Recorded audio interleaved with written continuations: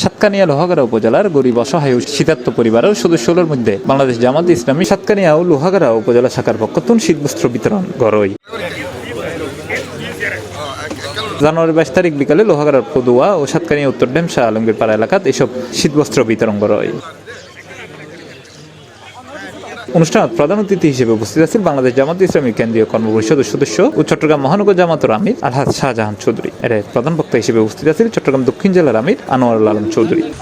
আজকে আমার দামাল বৈষম্যবিরোধী ছাত্ররা সার্জি হাসনাত আব্দুল্লাহ আঙ্কেল নাকি আজকে তারা যেভাবে করে আন্দোলন করে আমাদেরকে পথ দেখিয়েছে, সেই নতুন বাংলাদেশ গঠন করার জন্য আমাদের মানসিক একটা পরিবর্তন আনতে হবে।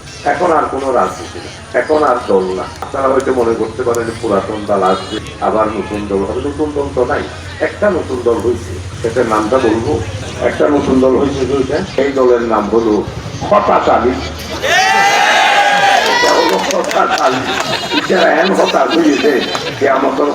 আর বাংলাদেশও থাকতে পারি।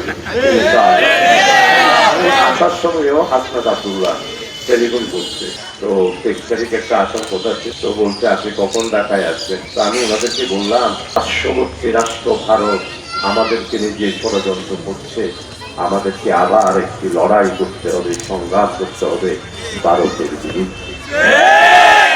এছাড়াও এর উপস্থিত আছেন সাতকানিয়া উপজেলা আমির মাওলানা কামাল উদ্দিন, উপজেলা সেক্রেটারি তারেক হোসেন, লোহাগাড়া উপজেলা জামাতে ইসলামীর আমির অধ্যাপক আসাদুল্লাহ ইসলামাবাদী, লোহাগাড়া উপজেলা জামাতের সেক্রেটারি মাওলানা আবুল কালাম, সাতকানিয়া উপজেলা বাইতুল মাল সম্পাদক রফিক উদ্দিন, পৌর আমির অধ্যক্ষ হামিদ উদ্দিন, সমাজসেবা সম্পাদক রফিকুল ইসলাম সহ আরো বুথকে। এদিন প্রায় 3000 অসহায় পরিবারের সদস্যদের মধ্যে এসব শীতবস্ত্র বিতরণ করা হয়। C+ TV Chittagong.